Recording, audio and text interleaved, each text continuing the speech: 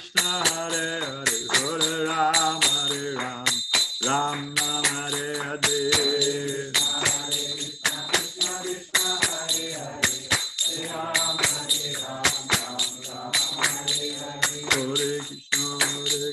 Krishna, Krishna Hare Hare, Hare Ram, Hare Ram, Ram Ram Hare Hare. Hare Krishna, Krishna Krishna Hare Hare,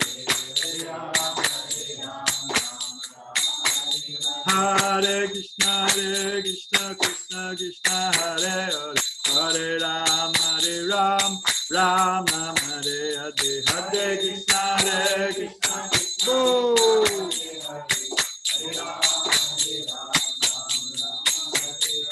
Hare Krishna, Krishna Krishna Hare Hare, Hare Ram, Hare Ram, Ram Ram Hare Hare.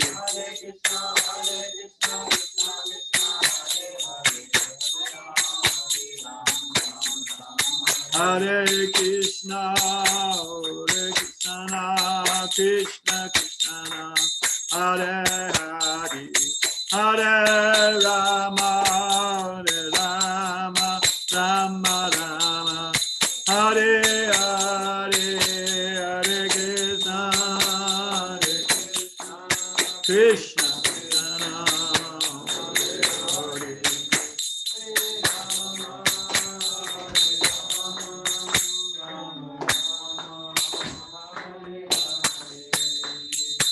Oh, Premanandi.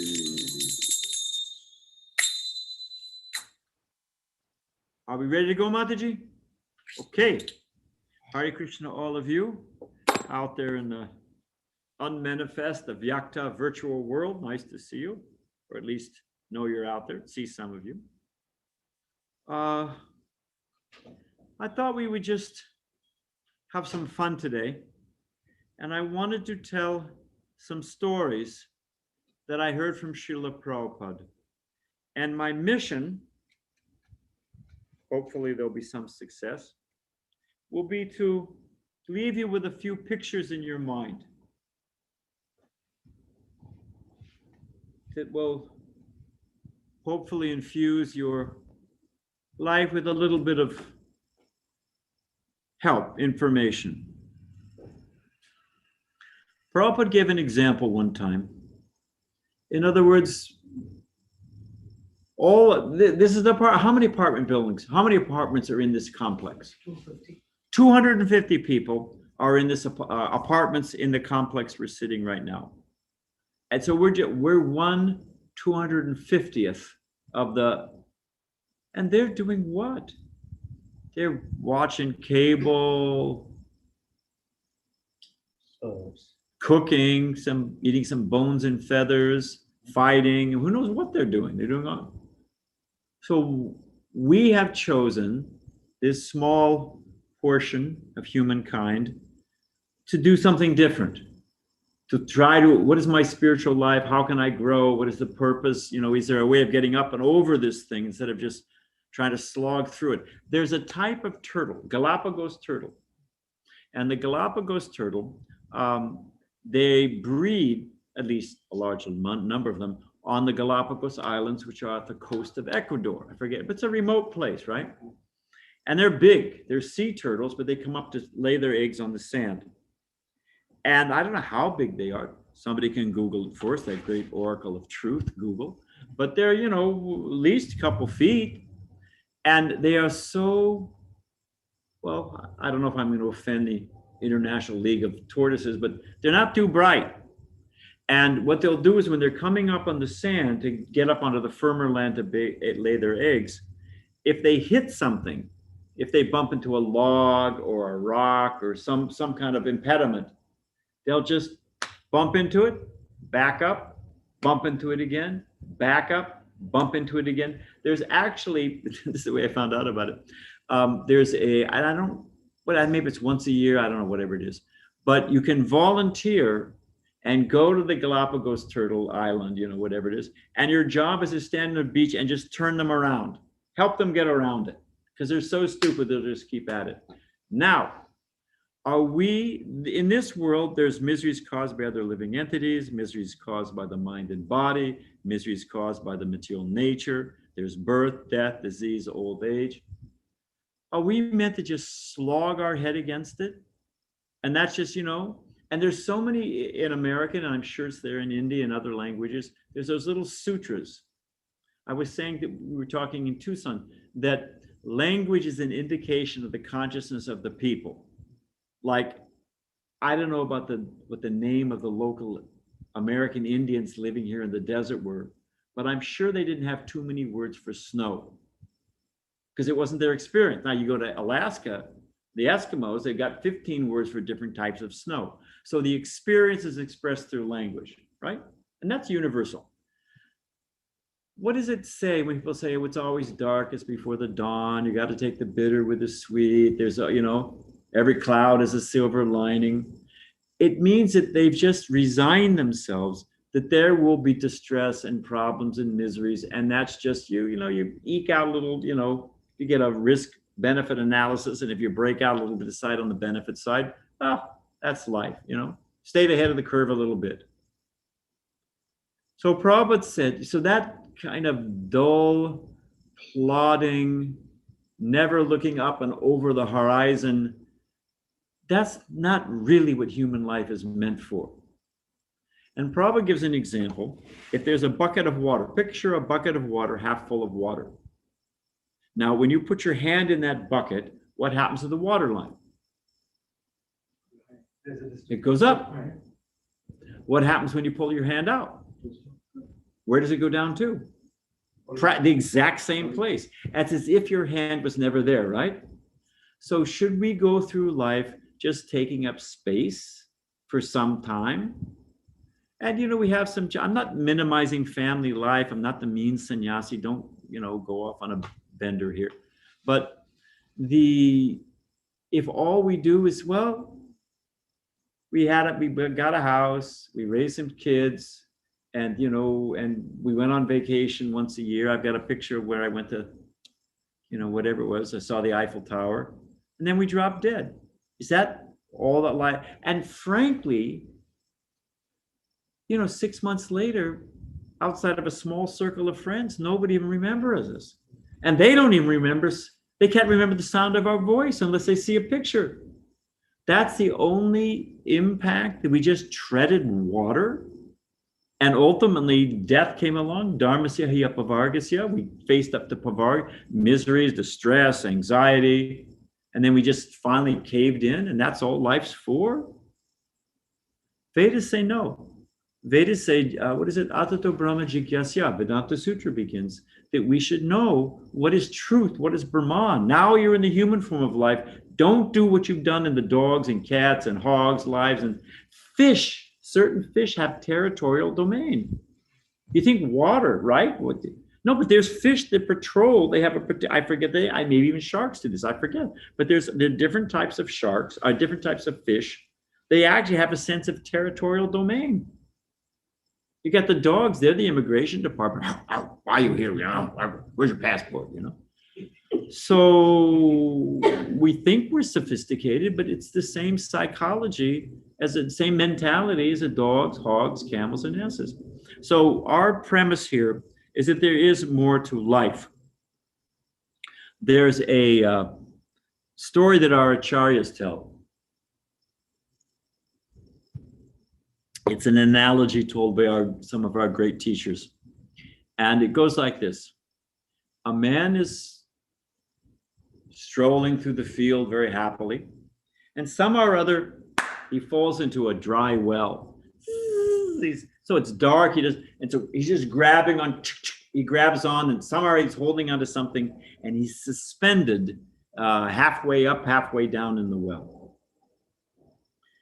And as his eyes adjust, he looks down. Can I go down? And there's a cobra just saying, come on down. Big cobra. Well, he can't go down. And he looks up, and there's a tiger at the top of the well saying, come on up. Little snack item, come on up. Can't go down, can't go up. And then he notices what he's holding onto are two roots coming out of the side of the well. And there's a black rat and a white rat, and they're gnawing through the roots. Can't go down, can't go up, can't stay where he is. And then he feels something dropping on his head. And he looks up, and over the mouth of the well is the branch of a tree, and at the end of the branch is a beehive, and some honey is dripping. So he opens his mouth, he's taking the honey, and he thinks, hey, not so bad. Our condition is like that. We are in this brief time span of our life, and at the bottom is the cobra, which is often compared to the life heirs. And the Chan Vega, they're just and saying, how long will we last? Death is certain. Nothing's certain but death and taxes. There's so many analogies. And as I was saying the other day, that Prabhupada said that one man was looking at his watch at a darshan, very anxious. Prabhupada said, what is your concern? Man said, I have an appointment. I don't want to miss it. Prabhupada said, don't worry, you won't miss it. You only have one appointment and you will not miss it. I want to tell a story about Yamaraj and the little bird, okay? So it's from Padma Purana. So anyway, so the snake there, life heirs, and up above the tiger, that's Durga. Amba Ma Durga, she's riding on a tiger, which represents the material nature, which ultimately devours everyone. And what is the rats? That's daytime, nighttime, black, white, eating away our life. But we get a little drop of pleasure, a little bit of honey. We think, it's not so bad. I mean, it's a foolish situation. We're not meant for that. As long as I'm thinking about it. The devas, the demigods, were having a big jugga, big ceremony. And they're all swaha, you throw the grains into the fire, swaha. So not all the grains, everyone knows, land in the oven. Some are landing on the side. So there was a little bird. I think in Bangladesh it says, hey, paki, whatever, it's a little bird. And the little bird was coming and getting some grains. And Yamaraj kept looking at the bird. Yamaraj is Lord of Death. Kept looking at the bird. Now you can imagine, Yamaraj keeps looking at you. It'd be a little unnerving, right? So the little bird's like, what to do? Why is Yamaraj, giving me the evil eye? So the little bird asked his big brother bird, Garuda. He said, can you help me? Please help me. Because Garuda's also there at the jug. All the devas are there, Indra, Chandra. Yeah? So Garuda says, what do you want? He said, well, this Yamaraj keeps looking at me. Well, what do you want? He said, well, can I get on your back? You fly me to Mount Meru, top of Mount Meru. He'll never find me there. So the Garuda says, certainly. And the little bird gets on the back of Garuda. Garuda, the celestial, the divine carrier of Lord Vishnu, at the speed of the mind, drops off the little bird at the top of Mount Meru and flies back. By the time Garuda gets back, fire jug is over. And of course, after any ceremony, has to be prasadam distribution. So they're all sitting there taking prasadam, and Garuda happens to be sitting next to Yamaraj. And Garuda says, why were you giving this little bird? He's a little bird, taking a few grains. Why are you giving him the evil eye, giving him a bad time? Yamaraj says, no. I wasn't, I was just surprised to see him there because I have an appointment with him this afternoon on Mount Sumeru. And I was wondering, how's he going to get there? You follow? You can't dodge, you can't avoid.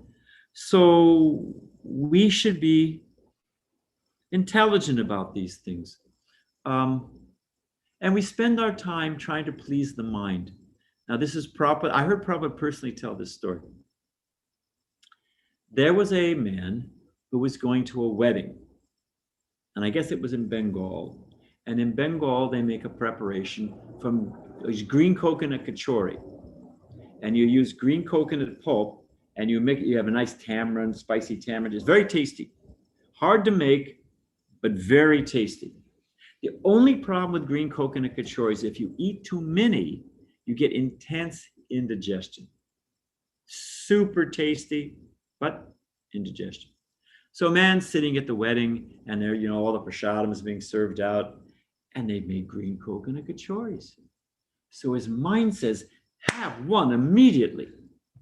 And the poor little jiva, the poor little individual spirit soul, this mind is badgering him all the time. So just to get the mind off his back, immediately he has a green coconut kachori. You come around with seconds.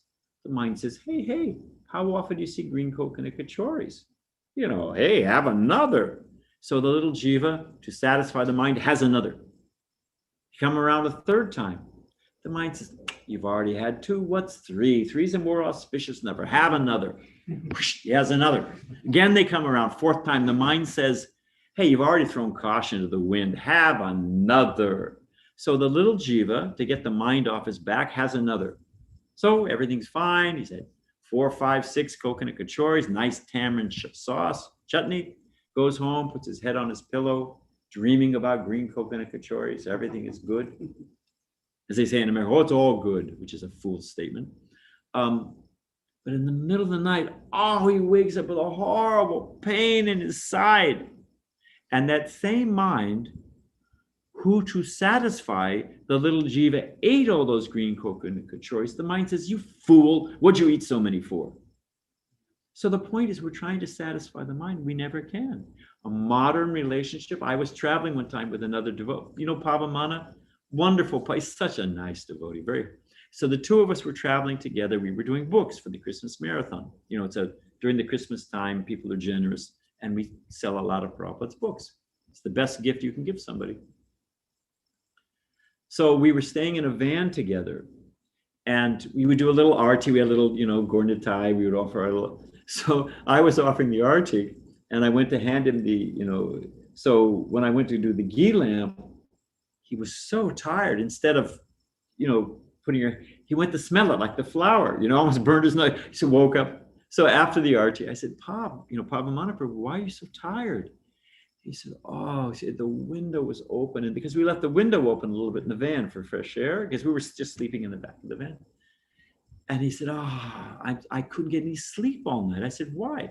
He said, well, the window was open. It was so cold. I couldn't get to sleep. I said, well, why didn't you shut the window? He said, I was too tired to get out of bed. You follow? So all night long he was tossing and turning, but the mind was saying, oh, you're too tired. If he'd just taken 5 seconds and shut, I'm not making fun of Pavamana. We all know what that's like, So we are, as Prabhupada says, we are being knocked from pillar to post. And sometimes Prabhupada says we're being kicked like a football, and he means, soccer, football. So to see, we had a very blissful experience. This was a number of years ago when I was the temple president in San Diego. There was a young boy. Now people are happy that their children become devotees. People know monks, so it's a pious life, and they'll get a good education. They'll learn to control themselves. And not everyone stays in the temple. We have brahmacharis, and many of them get married. Some of them stay, but it's the best training you can, for anything you want to do in life. You learn to control the senses, control the mind, to be fixed, to put aside your distractions. It's fantastic training for any field. So, but previously, years ago, people in America, they didn't know anything. We used to distribute books. We're off the field, but we used to say, we'd give them a book. We say it's about yoga. People would say, yogurt? I don't eat yogurt.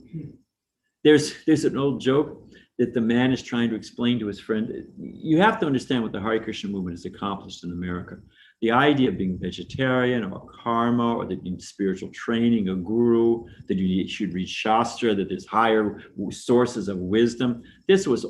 America was a white, Christian, male-dominated culture. That was it, wall to wall. And here we are, shaved heads, dhotis, it's a whole different thing. So here's the joke, just for fun. To appreciate what book distribution has accomplished, and our festivals and our temples and our restaurants. So the man is trying to explain to his friend about reincarnation, transmigration. And he explains, well, if you live a pious life, a good life, according to Dharma, religious principles, in your next life, you'll be born in a higher state, a more elevated state. The guy responds, like Colorado? I'm telling you, that's what it was like. So this boy, young boy, he was underage, 17 years old, had finished high school, and we, people take a year off from college, or a year off between high school and college, get a little experience. But So, spend a little time if you want, live in the ashram, and then, go on with your life. So this boy wanted to move into the temple like anything. His parents were completely adamant against it. And because he was, and why isn't he interested in, boyfriend, girlfriend, and Cape, going to Las Vegas? What's wrong with this kid? So they because he was underage, they could, I think for 24 hours or 48 hours, 72 hours, whatever it was, they could put him under psychiatric.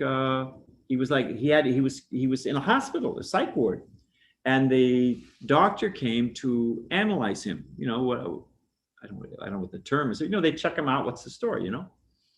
So they were sitting in a solarium, walled in, but out in the patio, and there was a table and there were some flowers, right? So the doctor comes out, the psychiatrist, and says, typical thing, are you having a hallucination? Are you hearing voices? It's psychotic break with reality. What's going on? And 17-year-old boy, he says, well, I'm not having hallucinations. I'm not hearing voices. He said, but I don't see what you see. So the doctor with his beard, how does that make you feel? Whatever they're doing. So doctor said, what do you mean? And the boy said, just try to such a nice explanation of Sankhya Yoga. The boy said, just like we're looking at these flowers, and you're looking at these flowers and you're thinking something nice to titillate your senses, or you can buy the flowers if you had a fight with your wife, maybe they'll pacify her. You can take them to your girlfriend, flowers have power, candy is dandy, different way you can seduce some innocent girl. So he said, but I don't see that. He said, what I see is simply a river of names. It is earth, fire, water, air, ether, mind, intelligence, false ego. And now by the mixing of time, it's got this form as a flower, but it'll have growth, maturation, culmination, decline, dissolution, or death. It's a river of names. Now it's in this form, but in due course of time, it'll be something else. This table will someday, it may be a human being, or it may be an apple. It's a river of names because the forms are changing. So the boy said, he said, and what you see is simply implicating you in the world of action and reaction, karmic reaction. Every action is a reaction. We're also bodies of motion through time and space. How will we not be implicated in the laws of karma? Why? Everything else has laws of physics. Why are we completely separate, divorced from what we see everywhere else? Show me the seamless logic. So then the boy was explaining like this, so you see, but what you see is a river of names only, and you only use it, it entangles you further. The boy says, but I also see this flower, and I can take this flower and I can use it in the service of the Supreme. I can use it for a garland, I can use it for arti. So what you're seeing is temporary and takes you to hellish consciousness. What I see when offered to Krishna delivers me, delivers the flower, is all good absolute. Psychiatrist dropped his pipe and he said, you're the first sane person I've met in 40 years of practice. He said, you don't belong in here. He said, and I'll tell you my own personal story. And it's a true story, and was checking the boy out. He's checking the boy out at the front desk. The father came. The doctor said to the father, I've had a great conversation with your son. We've really had a meeting of the minds, and I'm releasing him right now. The father started hyperventilating. They thought he was having a heart attack. They committed the father, just because he was having a heart attack, So I had a personal experience. I was underage, and I had moved into the ashram against my parents' will, and they took me to a psychiatrist. And, my father was sitting outside. I was talking to the psychiatrist. I was explaining what was going on. Very nice man. He read Bhagavad Gita in college by Krishna's grace. Krishna got me a good one, And he came out and he told my father, he said, I had a great talk with your son. I would be proud to have such a boy. And if I was 40 years younger, I'd join the Hare Krishna movement too. My father's reaction, well, there's $100 down the drain. What did I get out of that one? So the devotees we see the world. We're perfectly, even Jesus says, in the world, but not of the world. So, and the Bhagavad Gita gives the example of a lotus. Lotuses grow in stagnant water. They like that mucky water because it's the nutrients, but they rise above it. So we live in this world, but to see different. I think even, anyway, I don't want to go too far afield. We need to be awake. So I'll tell a few more and then we'll take some questions. These are some analogies from Bhagavad Gita. Like I said, if I can paint a few pictures, and it's extremely helpful. It's a simple example, but I 50 years as a devotee, trying to become a devotee and as a sannyasi, this analogy still is very helpful to me. Krishna says there's a chariot, or, if American culture for you out there, there's a, stagecoach or whatever. Now you've got the coach, you've got the horses, you've got the reins that connect them, you've got the driver, and you've got the passenger. So chariot, horses, reins, driver, passenger. Now Krishna explains in Bhagavad Gita that the body is like the carriage, and the senses are like the horses. And our senses are pulling us, just like the horses pull the chariot. They're pulling us out into this. What was that sound? What was that smell? Or they're pulling us out into the world. They're knowledge acquiring senses, they're called in Vedic literature. Okay, but then you need the mind, because the mind takes all that raw data, and it, just like a computer, it gives you different menus. Oh, that sound means there's a dog coming. Maybe you should shut the door. Or that sound, it's someone's making some nice prasadam, Or so it takes all the sensory perception, and the reins, the mind, puts it into menus. But that's not sufficient enough. You got different menus. The intelligence is the driver. It clicks on one. It tells the horses, go this way. No, we want to go this way. So the raw data comes in, the mind puts it into plans, and the intelligence says, oh, go this way, go that way, go that, makes the decision. And we are simply the passenger riding in the chariot. We think we're the senses. If I don't get it, I'll die. No, you won't.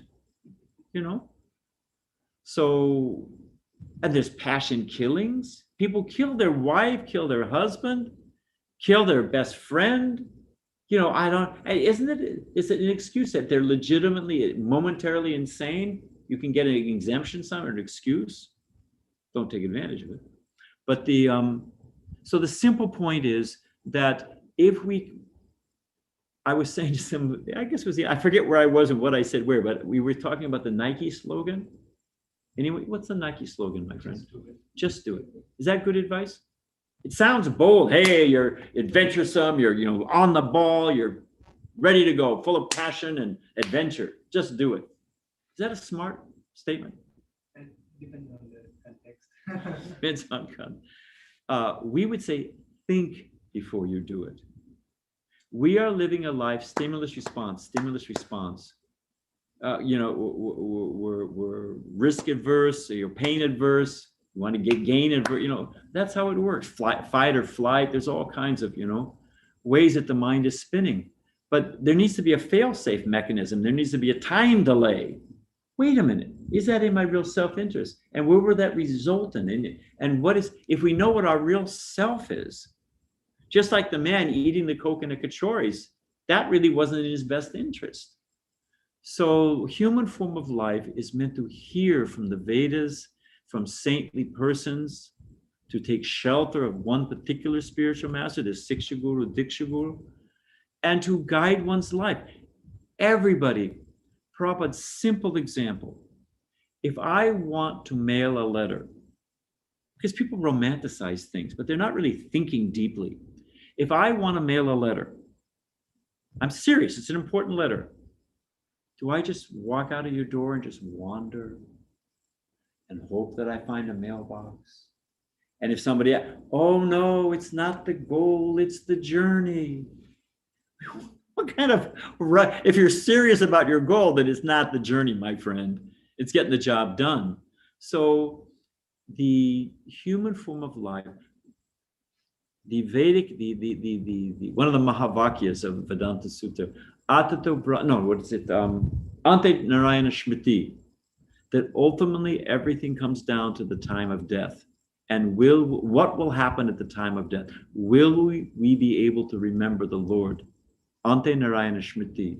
So how, if you want to draw a straight line freehand from point A to point B, and you don't have a ruler, how do you do it? How do you draw the straightest line possible? You look at what you don't watch, because then you'll waver. You look where you're going. You look. So similarly, we have to, where are we going? And if we know where we're going, that this life is one of multiple lives, each life is a lesson.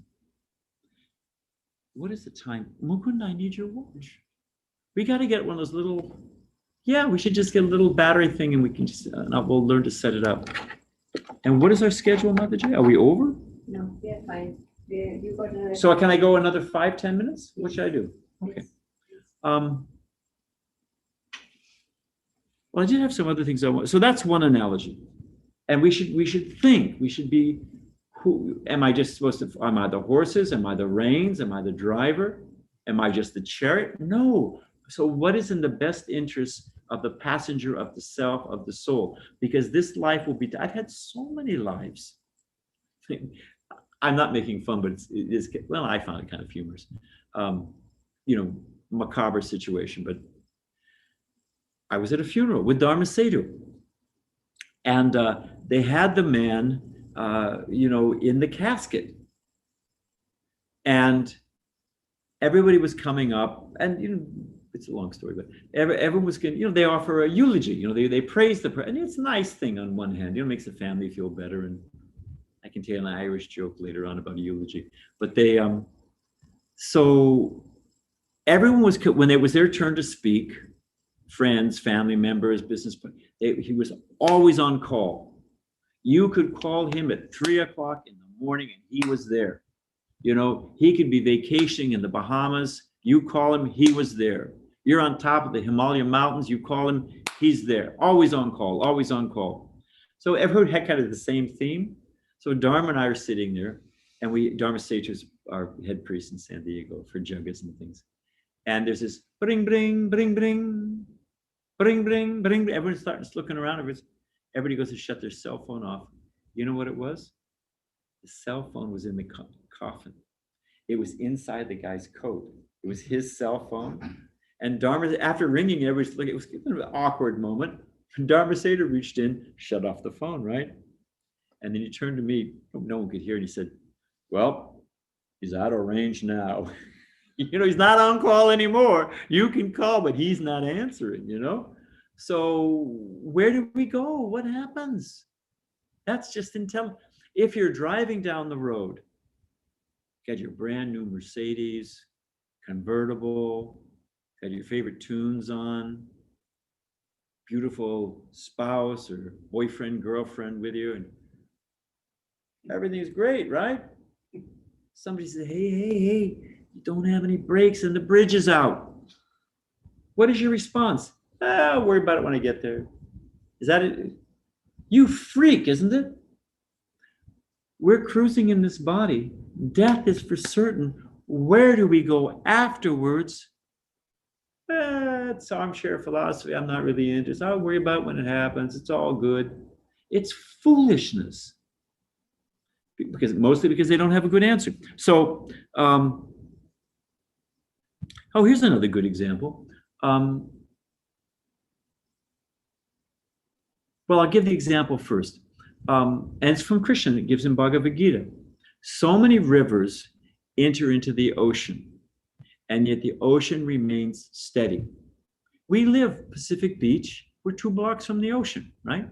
Now, if you look at it, if the bathtub overruns or whatever, you leave a pot in the sink and the water overflows or whatever. If you calculate how much water is, what is it? There's the Congo, there's the Ganga, there's the Mississippi, there's the Nile, there's the Volga, there's the Amazon. I mean, you can add up. If you just get the top 10 rivers, you can, I found it quite moving, actually. If you can get a satellite picture of where the Amazon River, the delta of the Amazon, enters into the Atlantic Ocean, And the Atlantic Ocean is blue. And then for about 2 miles out, it's all brown. And it's all the silt coming out of the Amazon. It's so much water that for that, I don't know how much it is across. It's at least 3 or 4 miles across. And 2 miles out, it's all brown. Can you imagine how many millions or billions of gallons of water? And that's just one river. You add all of those rivers up and they're all pouring into the ocean, but the ocean is steady. You can walk along the beach and you're not going to, I mean, there's a tidal wave every now and then, but it stays within its tide ebb and flow. So anyone know what that example is from Bhagavad Gita? What is the meaning of that example? The meaning is that there will be disturbance in this world. That is a priori, that is an axiomatic fact. There's going to be disturbance. It's going to be too hot or too cold, or someone's going to say something that irritates you or hurts your feelings, or you're going to be up, or you're going to be, that's the nature. There will always be agitation to the senses. Those are the rivers entering into our consciousness. But one who is sober, one who's Krishna conscious, he tolerates, he doesn't become disturbed. Another example, this is from the 11th canto of the Bhagavatam. If you look at the ocean, sometimes there's, what do they call, hurricane, cyclone, what's it called, on typhoon, whatever it's on, on the ocean. They have huge waves, 30 feet tall. They'll tip over, a huge tanker. So on the surface, it's very disturbed. But if you go down deep, you don't even feel it. It's not even just, it's on the surface. So for one who's deep in knowledge, deep in spiritual understanding, the inevitable disturbances of the material nature, they're not so much disturbed. So this is one of the gifts. It's one of the benefits and the reasons to aspire for that. Now, I asked you to remember something. Do you remember what I asked you to remember? Actually, don't worry about it. Maybe I'll just say one more. I have a number of things, and we'll just take some questions. Oh, here we go. I remembered it by Krishna's grace. So the question is, but I see the devotees struggling. I see devotees suffering. So what's the difference in you and the materialist? And I see devotees sometimes get hit with heavy things, right? It's the famous question. Why do good things happen to bad people? Or why do devotees struggle? Now, let me ask you a question. Now, you're all self-satisfied and renounced and all of that. But suppose I'm visiting Temple X. And they give all the temple devotees $100. They think, hey, it's Badrinarayan Swami. It's not as bad as his reputation, Come again soon, Swami, So, but there's one brahmachari. Oh, I'm sorry. I give one brahmachari $100. I told it wrong. I give one brahmachari $100. He's feeling great. Hey, come anytime, Swami. Then he checks with his friends, fellow members in the ashram. I gave everybody else $1,000. What does he think? Of course, devotees are equipoise. But then in a normal person, what would they think? Hey, Swami, go chase me out to the airport. Where's my other $900? He was satisfied with his $100 when he thought that's, was the apex of the thing. But when he realized everybody else was getting $1,000, the $100 seemed deficient. You follow? Now, people pray to God for so many material things. God, give us this day our daily bread. Prabhupada points out, on one hand, that's not really love of God, it's love of bread. Ha, ha, ha, laugh at the Christians. Well, Om Jaya Jagadishari, give me a new car and a house by the sea. We're doing the same thing. People in every tradition, I'm praying, let me get 100 virgins, or whatever it is, So God is the ultimate Amazon in the sky, whatever you want. So, but the thing is, what is the purpose? We have to know the purpose of the thing. We'll end on this and then we'll take some questions. We have to know the purpose of the thing. If I have a flute, let's suppose I have a nice metal flute. I can use it as a hammer. Bang, bang, bang, bang, bang, bang. I can use it to prop open the door or prop open the, it will work. It's not the best, but it'll do as that. But is it the best thing? Is that what it's designed for? Is that its purpose? Shouldn't we use a thing for what it's designed for, use a hammer for that, use a stick for that, but use a flute for making music. So what is this world made for? It's a whole talk. Function from the, you can figure out the function from design. You know, they get all the part shards and they put it together and, oh, it must have been holding grains. They must have been agrarian culture. You know, they figure out the form, and from the form, they figure out the function, and then they extrapolate from that. If we look at it, this human form of life, what's it meant for? It's not meant for eating. Cows, anacondas, I mean, they can do so much better than us. It's not meant for fighting. Put Bruce Lee in the same ring with a Bengal tiger. I know who I'm betting on for defending, mating, you know, pigeons, how many times a day? So how many children at a spot? So, you know, in every area, eating, sleeping, mating, and defending, the human form is not designed for that. In fact, if we step even a little bit over, you get sick, disease, so many things. So function from form, what is the human body meant for? Prabhupada says man is the rational animal. We can think. Prabhupada says if you have anyway, the point is that we have a sense of future, we have a sense of past, we have a sense of right and wrong, we have a sense of karmic reaction. We can see that there's a designer in the universe. Maybe there's an intelligence behind it, and intelligence, maybe that's a person. And if there's a person, maybe I have a relationship. What is that relationship? I mean, all kinds of things happen in human consciousness. So my point is that, sure, God can give us, you know, we can win the lottery. Although if you talk to people who win the lottery, most people who win the lottery wish they'd never gotten it.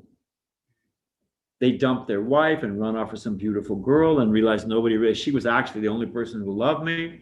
Or they get plastic surgery, or all of a sudden all their dimwit relatives come out of and harass them like anything. Or they've lost all their friends because they're no longer on peer relationship. You know, I mean, a lot of people say it's the worst thing that ever happened to me. Wish I never got that money.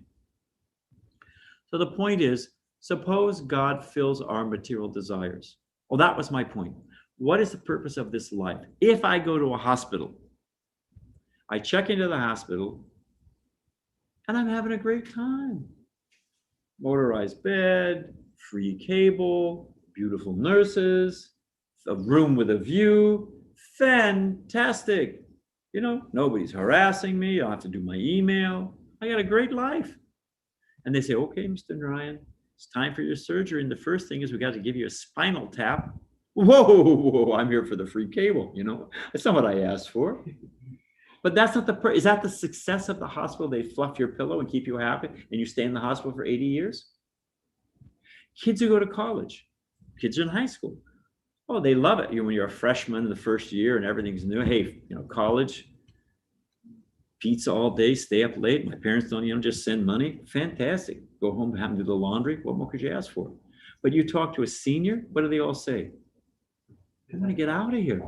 I want to get out of the real world. The purpose of a school is to not keep you in the school perpetually. The purpose of a hospital is to cure your disease and get out for your natural, normal, real life. So for God to make us comfortable in this world, is that really a blessing? He gives us the little $100. If I'm tied to a railway track, the old movies, Charlie, whatever it is, the damsel in distress. So suppose somebody's tied to a railway track, right? Help me, help me, help me. I come along, Swamiji. Oh, you must be very uncomfortable. Let me get you a pillow. You idiot. Can't you hear the trains coming at me? Oh yeah, it's loud. It's making a lot of noise. Here's a nice Bose headset. What's your favorite? We'll pipe in, You idiot.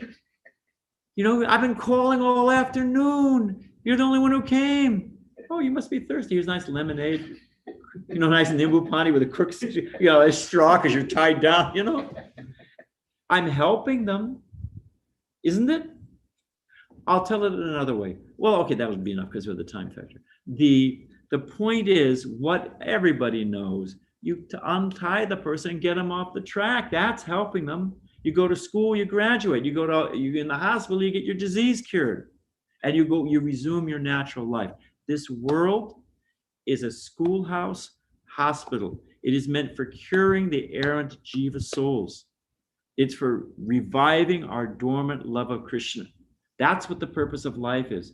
And for that, Krishna gives, that's the $1,000.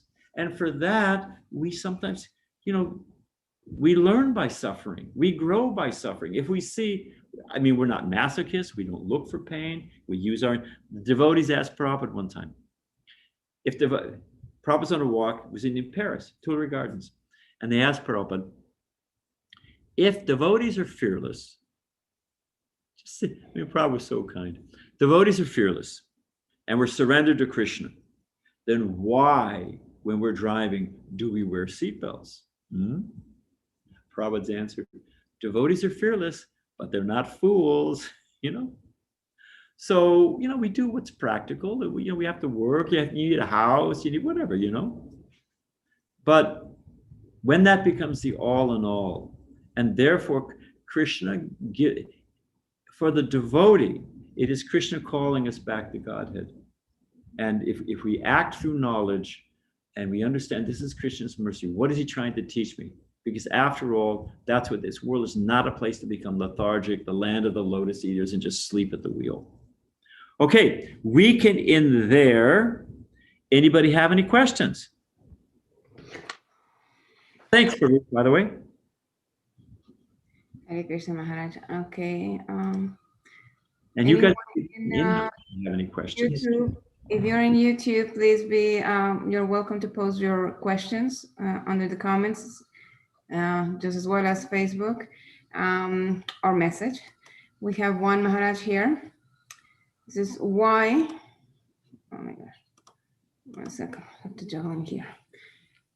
Why, even after reading or hearing how we are supposed to behave with ourselves and others, like you said this morning, not causing pain to others, ahimsa, I think, still are not getting the point. This is particularly difficult to assimilate for someone in the armed forces. You have to cause pain, but I understand we are following orders, doing our duty. Well, there's several questions in there, but let's take the first one. We have been conditioned for lifetimes. Like Pavlov's dog, they ring the bell and feed it, and after a while you just ring the bell and the dog salivates. We are conditioned. We have so many just instinctual responses.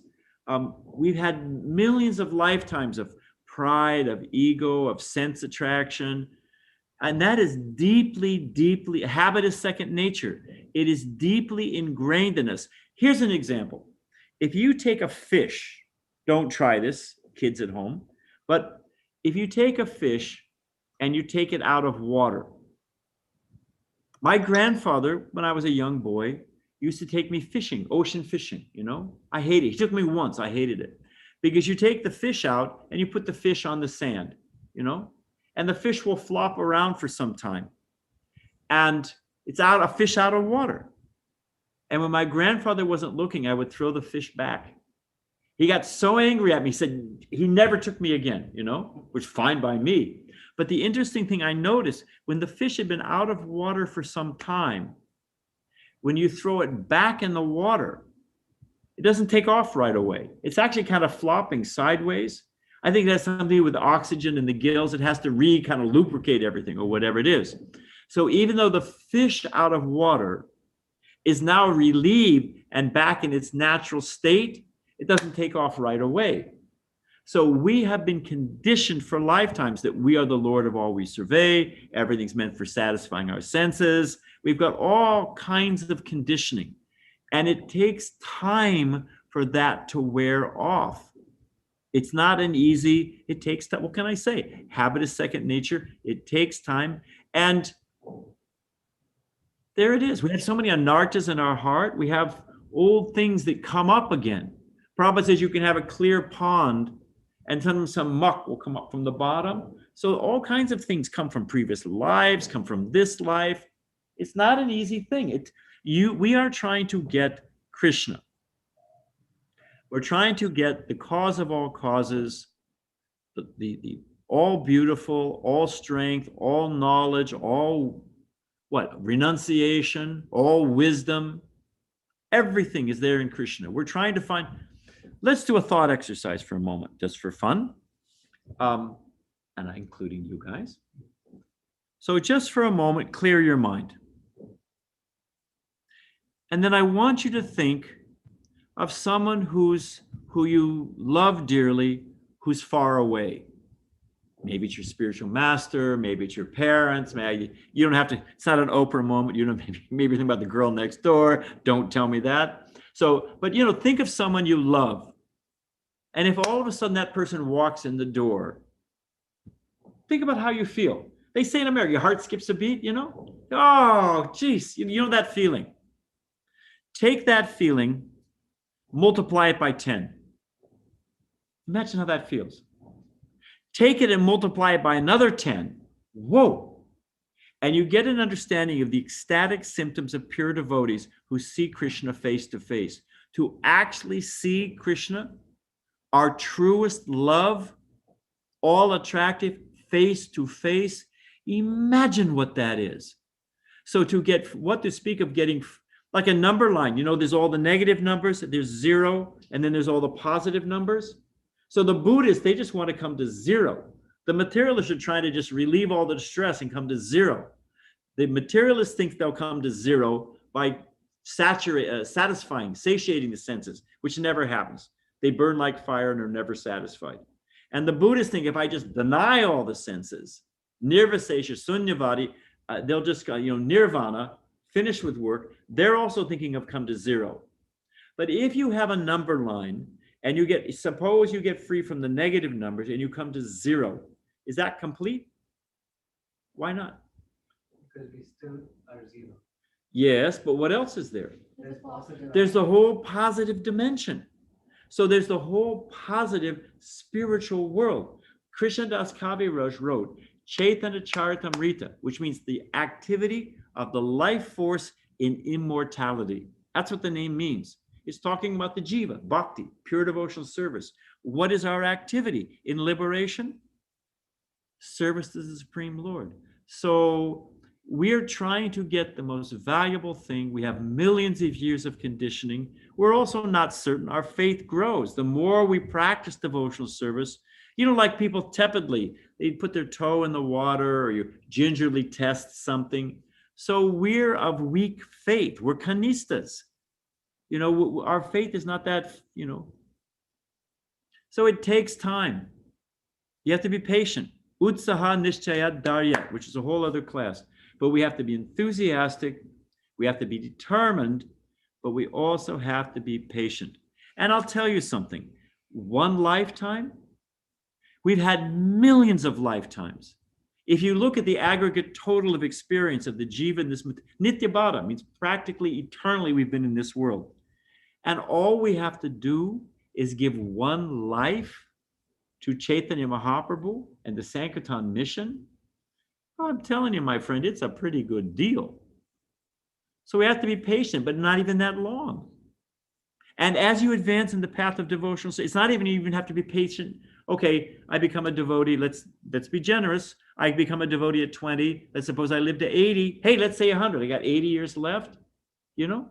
Okay, I got to slog it out, blind faith for 80 years. No. As you move down the path, Krishna becomes more and more real. Just like as you're eating, your stomach becomes full. So it's not even, you know, you just sincerely practice. It will all become manifest very quickly in the grand scheme of things. So there it is. Do you guys have a question? Local, just for, we're going to switch to the local people and I'll repeat. Yes, Prabhu. Very nice lecture. Hare Krishna. You mentioned a couple of analogies. First one, where the body is compared to the carriage. He's asking me a question and I'll repeat. Body is compared to a carriage in the mind. Yeah. So I was just wondering, when we think about when we read Vedas or when we read Srimad Bhagavatam, Bhagavad Gita, it is mentioned that we should see other living entities as living beings and not think them as the Okay, body. and the question is? So I was just, is that a mindset which we need to cultivate in our day-to-day? He's asking me, you know, there was the analogy of the carriage and the horses and that the soul is just the passenger. So we see ourselves that way. Do we try to see other people that way? Should we cultivate that through our intelligence and mind? Yeah, it has to be. He's asking, do we cultivate with the intelligence and the mind? That's the whole goal of the thing.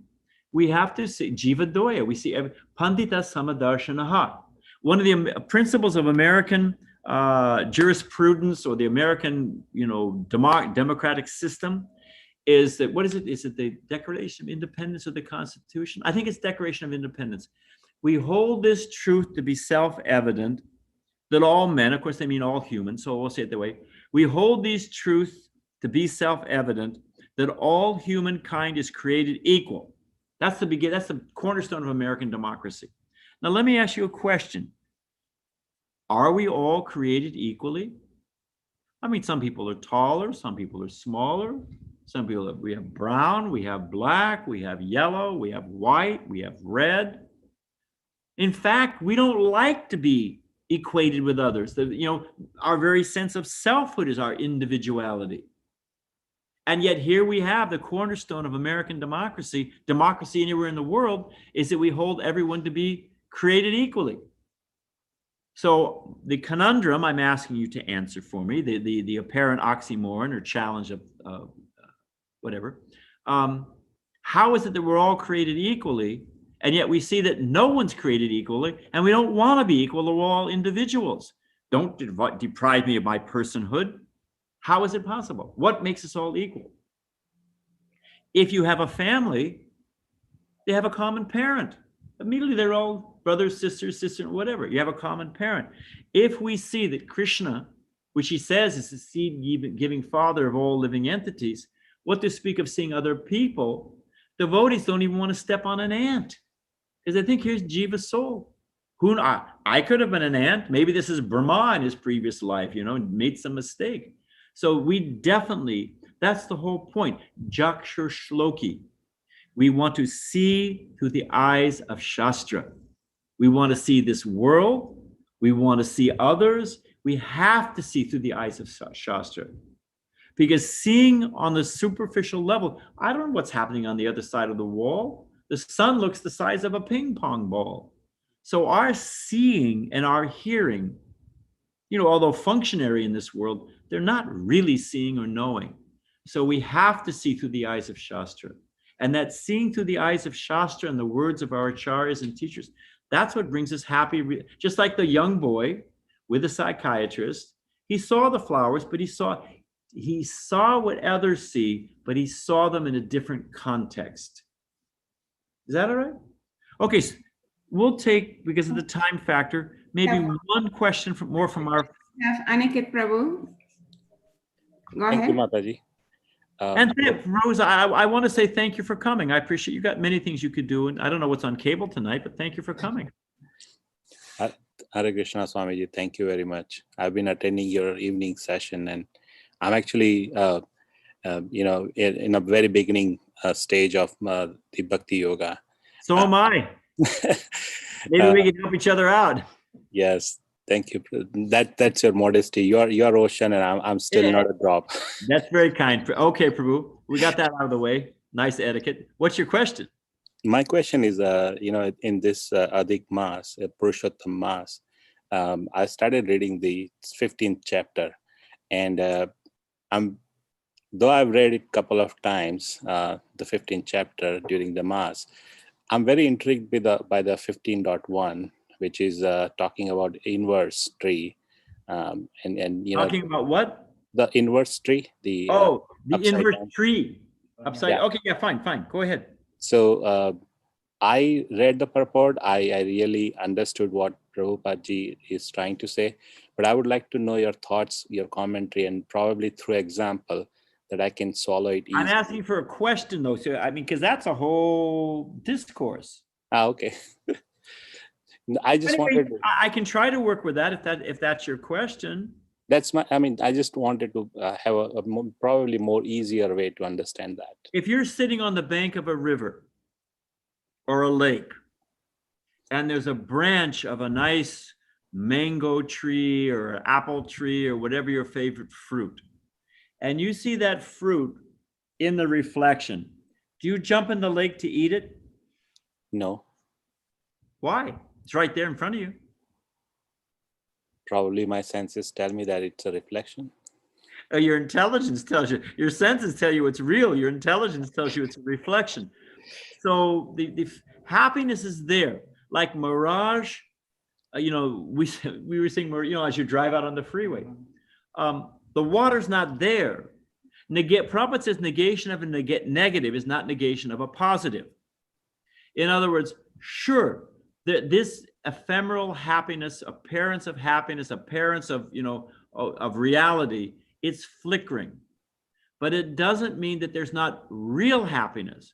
We just have to find it in the right place. So if you try to, and any of us try to find that fruit by splashing around in the river or pond, we won't find it. Mm-hmm. We have to look in the right place. It exists, but we're looking in the wrong place. I was getting my tires fixed on my car, and they were playing some country western music, which is an oxymoron, but that's another story. So they were playing some country western music, and the refrain, it was looking for love in all the wrong places. And I thought, there it is. They've got it right.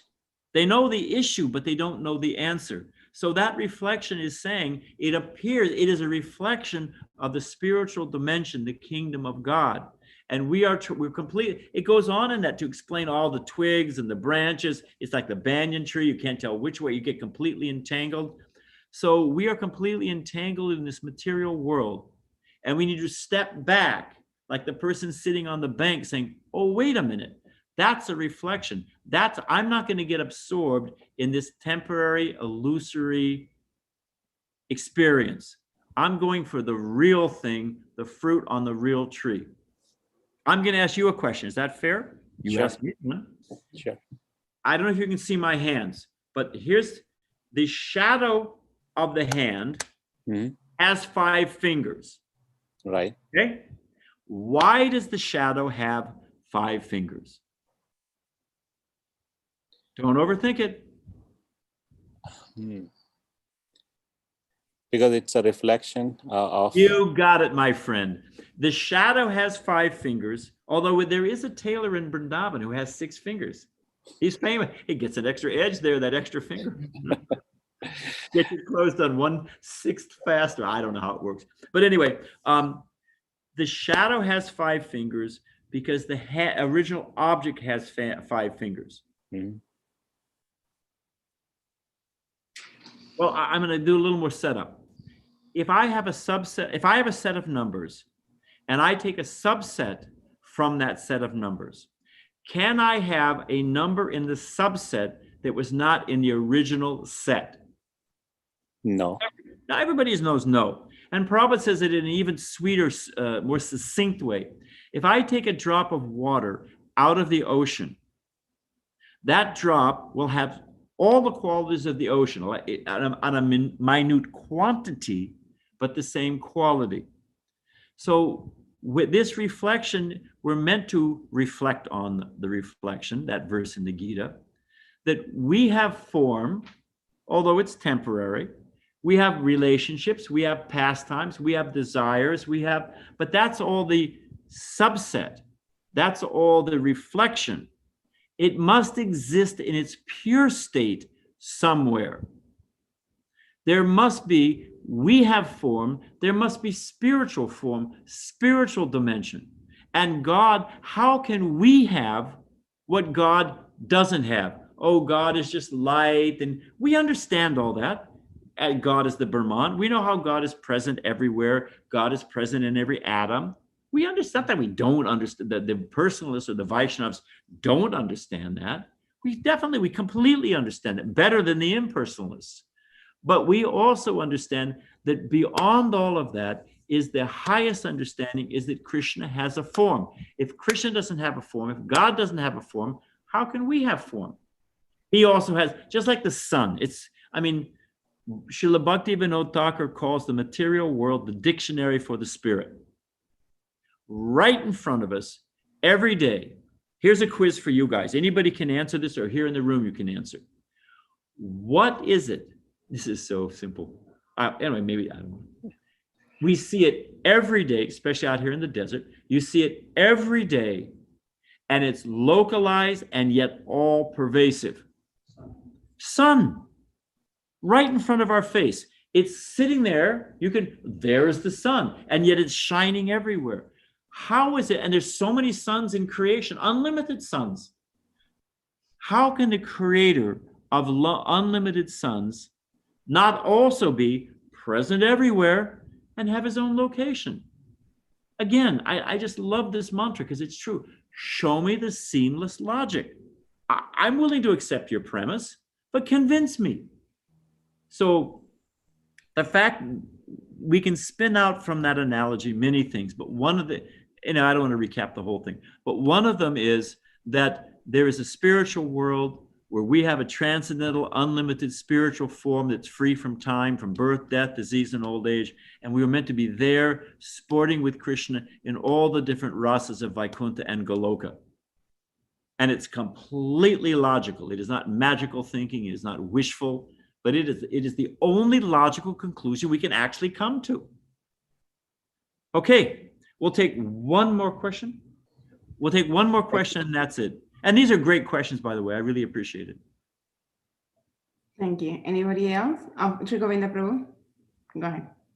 Hare Krishna Maharaj. And can I just preface, I appreciate, I know it's the etiquette. I'm dressed in saffron cloth and the sweet words. I'm very grateful. I'm proud enough as it is. We don't need any more fuel on the fire and we want to save time. So you can just jump right to the question and everything's fine, Vaishnava etiquette wise. Okay? Thank you, bro. Yes. That's saved us about 15 minutes. So my question is, sometimes as a practicing devotees, we go through ups and downs. Oh, Devotion. really? Does that happen to you? All the time. You're not alone, my friend. More downs than up. So my Let question. you're going to get to a question, but let me ask you this. And I don't want to put you on the spot. To get a college degree, but to speak of to get a PhD, I have anyway, it's a long story. I have a number of relatives in my family. Of course, my family is the world now. I'm a sannyasi, and a number of them are doctors. And being a doctor is hard work. To get into medical school, you got to get top grades in math in high school. And then you got to get top grades in college. You got to take all the pre-med courses and you got to do a great job. And you think, whoa, man, I got into medical school. But it's like, if you go over a mountain range, like if you cross from Colorado into you go over one mountain range and whoa, there's a whole other higher range. Okay, well, I'll slog over that. Whoa, there's a whole, and Frank, I've had a lot of people tell me the hardest part is doing residency. And that's just, and we're very grateful for doctors. I'm alive by the mercy of many good doctors. So we're not minimizing the accomplishment, but we're saying anything valuable. You want to learn to play tuba, I don't know, it just came to my head, but that you got to work it out. And you have times you think, geez, I'm not doing this. I'm not going to practice piano today. I'm going to go, bowling. Anything of value, you have to work for. In fact, the more valuable, the harder work it is, isn't it? So if you want some cheap thing, get it easy come, easy go, no sweat, no anxiety. But we're trying to get completely free from the modes of material nature to become fully Krishna conscious. You are going to have some rough patches, definitely. But that doesn't diminish the goal. It doesn't diminish the value of the path. Frankly, what's often happening is we accomplish one task. We think, oh, geez, we have some anartha. We learn to be patient, or we're not envious, or whatever. We learn to control our tongue a little bit. But then we get another test to help us advance further. It's a little harder test, a little more, So that's what life's all about. So that we're getting challenged and that we have struggling. That should be expected. Okay, I cut you. Was that your question? Yeah, so very similar. So my question is, how do you keep yourself motivated during the down phase of your devotion? You have to keep good association. There's a number of, Prabhu, you just take the ISKCON package from Srila Prabhupada. Think about it. We've all had that experience. Your mind is agitated and, you got so many pressures. You go to the temple and you see beautiful Radha Madhava. I guess it wasn't such a big deal. Or you hear put on a nice kirtan. Who was it who says, I bathe my mind daily in the water? Sankaracharya says you can bathe your mind in you can bathe in the Ganga many times and become cleansed. But the greatest cleansing, you bathe your mind in the waters of Bhagavad Gita. You pick up your rounds and chant japa at a good time. You know, whatever the anxiety is, go to bed. Go to bed. Wake up early in the morning, chant a little japa, serious japa. Just you, take your little mini vacation, your me time, and sit there and chant nice, peaceful japa before you go to work, before you turn on the cable TV and get the bad news on MSNBC. Chant japa. Read Prabhupada's books. And another really essential thing is have good association. There's an old blues song. It's called Lean on Me. Everybody needs somebody to lean on. I'll lean on you. And then someday you can lean on me because someday I'll need to lean on you. It's the truth. You have good friends in your life, good devotee friends, and hang out with them. Read with them, chant with them, go on a hike with them. Devotees, just like a gulab jamun. You push a gulab jamun, juice comes out. Go on a hike in the morning, get some good exercise, get some fresh air. Devotees will talk about Krishna. They'll see a lizard or, you know, whatever it is. Zing, it'll go off into Krishna Katha. So serious sadhana, serious japa, take shelter. You're not alone. Everybody else, everybody's struggling. And that doesn't invalidate the goal. It confirms the goal in many ways. And good association, nice japa, read Prabhupada's books, be tolerant. It's all there. Okay? And what else are you going to do?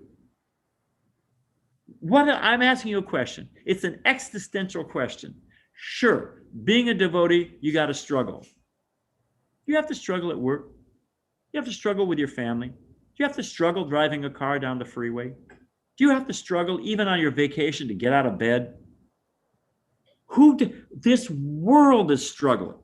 That's the very if I give you a lump of clay, a lump of coal.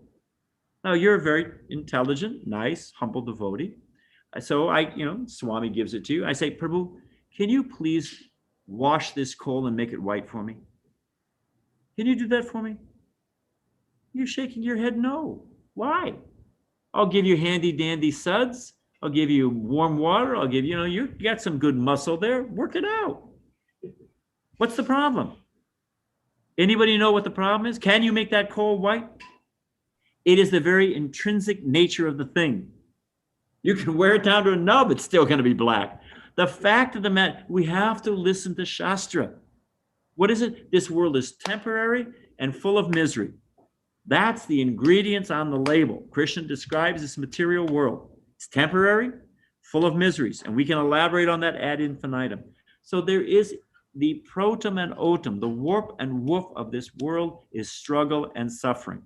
Now, we can struggle and suffer like a fool, like the Galapagos turtle bumping our head, or we can struggle and in Krishna consciousness, and that struggle will get relief, genuine happiness, genuine confidence, to the point that devotees are fearless, free from anxiety. The only thing a devotee is thinking about is how to give mercy to others.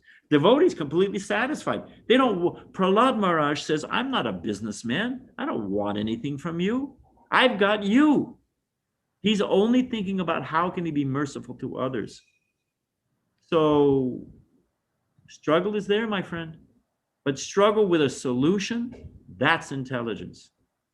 Okay, I think on that note, we should end.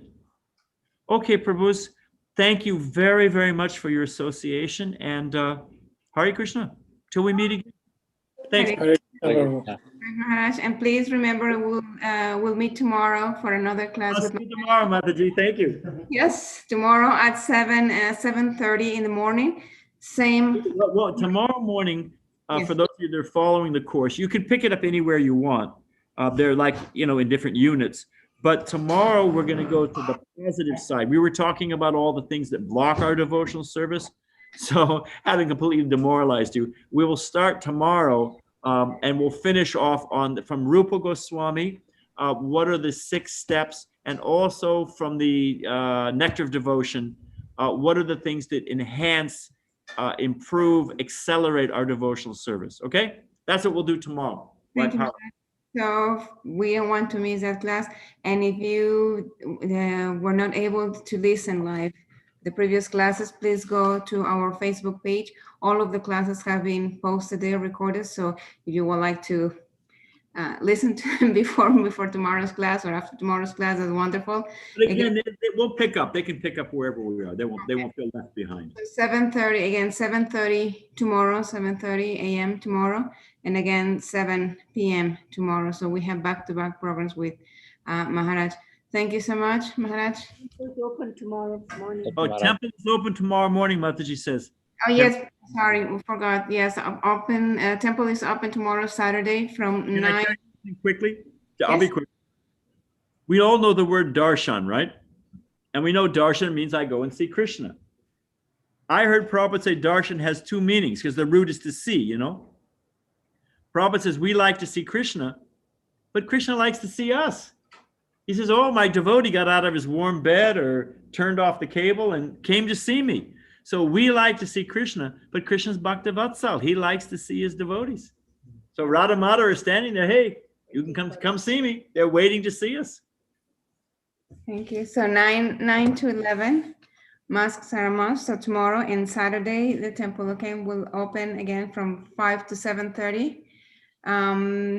So again, we have tomorrow and Sunday, 7:30 a.m. and then tomorrow evening at 7 p.m. and then Sunday feast. The class is going to be given again by His Holiness Badrinarayan Swami. So please join us, and Maharaj will see you tomorrow. Thank you very much. Thank you. Hare Krishna. Hare So much. Krishna. Mataji, anything else that am I forgetting? No, no. She, Thank you. Premadati Mataji says no.